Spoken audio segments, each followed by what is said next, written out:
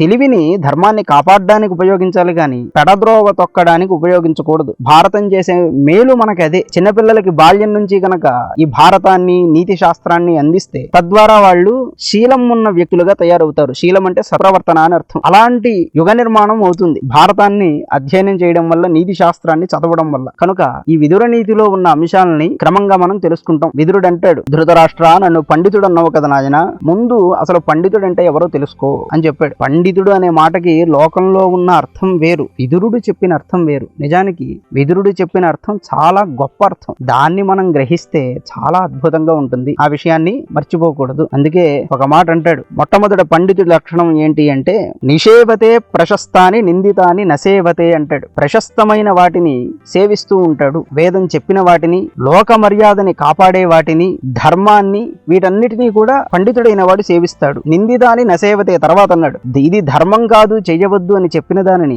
ఎప్పుడూ కూడా పండితుడనేవాడు చెయ్యడు. అది వాడి లక్షణం. అనాస్తిక అన్నారు. అనాస్తిక అంటే నాస్తికత్వము లేనివాడు, నాస్తికుడు కానివాడు అని అర్థం.